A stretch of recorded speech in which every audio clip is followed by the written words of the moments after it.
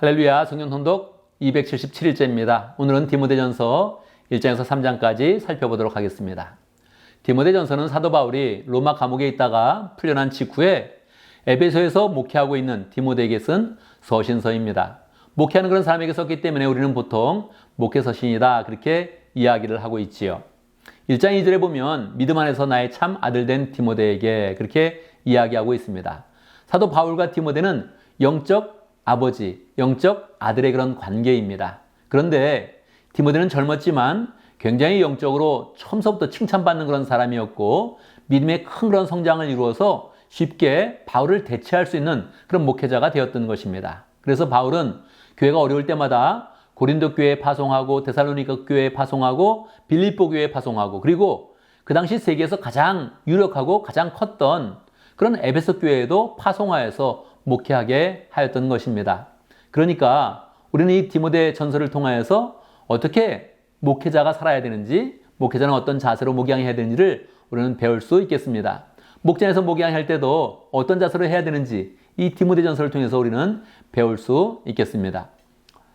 3절에 보면 마게도냐에 떠날 때 에베소에 머물러 있으라고 하였다 그렇게 이야기하면서 그것은 그대가 거기에서 어떤 사람들로 다른 교리를 가르치지 못하도록 명령하고 또 신화와 끝없는 족보 이야기에 정신을 팔지 못하도록 명령하려는 것이었다 그렇게 이야기하고 있습니다.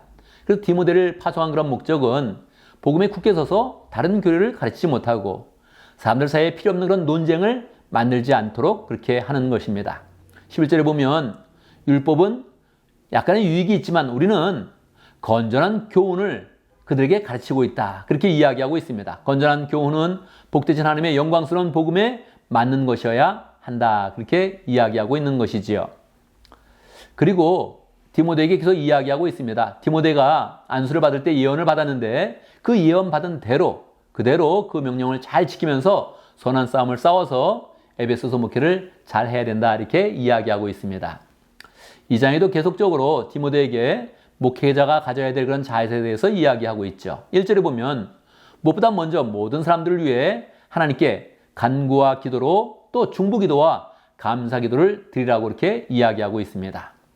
디모데 전서 2장에서 특별한 그런 점은 여자에 대한 그런 이야기를 가르치고 있다는 것입니다.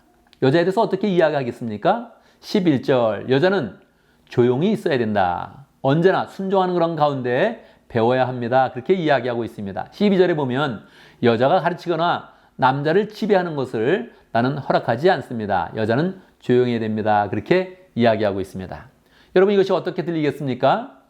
오늘날 이 내용들은 우리의 그런 상황에 맞지 않습니다. 여자 중에서도 훌륭한 사람이 많고 영적 은사를 가진 사람들이 많고 여자 목사님들도 있고 지도자들도 있습니다. 그러니 이 말씀은 우리에게 맞지 않는 것이지만 당시 디모데가 에베소에서 목회하고 있었는데 그 에베소는 아데미 신전이 있었습니다. 거기에는 많은 여사제들이 있었고 또 여사제들이 거기서 성적인 그런 관계를 맺기도 했으며 또 여자 창녀들이 많이 있었던 것입니다.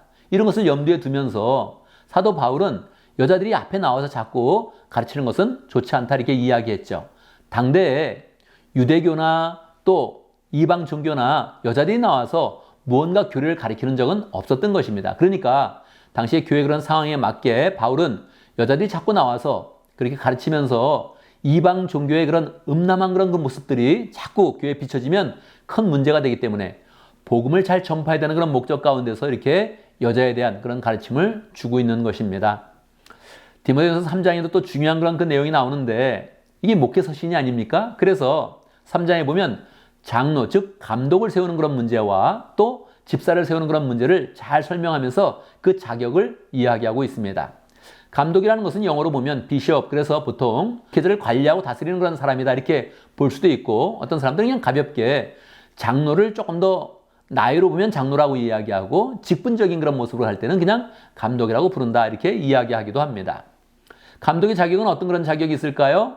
장로나 목사의 그런 자격을 생각하면서 비교해보면 좋겠습니다. 2절 감독은 책망할 것이 없으며 한 아내의 남편이며 절제하며 신중하며 단정하며 나그네를 잘 대접하며 가르치기를 잘하며 술을 즐기지 아니하며 난폭하지 아니하며 너그러우며 다투지 아니하며 돈을 사랑하지 아니하며 자기 가정을 잘 다스리고 언제나 위험을 가지고 자녀들을 순종케 하는 그런 사람이어야 된다. 이렇게 이야기하고 있습니다. 오늘날 우리가 장로가 되거나 목사가 되는 그런 기준을 비교해 보면 좋겠습니다. 아니면 우리 가정교회에서 목자가 되는 그런 기준을 생각해 봐도 좋겠지요. 그리고 집사에 대한 그런 이야기도 하고 있습니다. 9절 이와 같이 집사들도 신중하며 한 입으로 두 말을 하지 아니하며 술에 탐닉지 아니하고 부정한 이득을 탐하지 아니하고 믿음의 비밀에 깨끗한 양심을 간직한 사람이어야 된다. 이렇게 이야기하고 있습니다.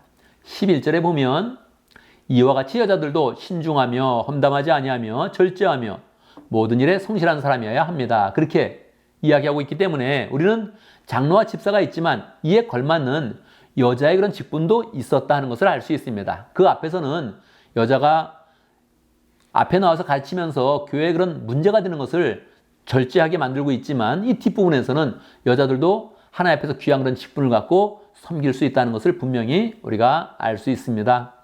14절에 보면 내가 곧 그대에게 가기를 바라면서도 이 편지를 보내는 것은 가기 전에 어떠한 일들을 다 목양할 때 잘 원칙을 가지고 하기 위함이다. 그렇게 이야기하고 있습니다. 정말로 사도 바울은 이것을 쓰고 나서 거기 가고 싶었지만 가지 못했습니다. 왜 그렇습니까? 로마에서 에베소까지는 굉장히 먼 거리입니다. 걸어서 간다면 약 50일 또는 60일 정도 걸리니까 쉽게 오갈 수 있는 그런 거리가 아니었던 것이죠. 그래서 사도 바울은 이 편지를 통해서 목양의 원칙을 더 잘 설명해주고 있는 것입니다. 우리는 내일 디모데전서 4장에서 6장까지 살펴보면서 디모데전서를 마치도록 하겠습니다. 감사합니다.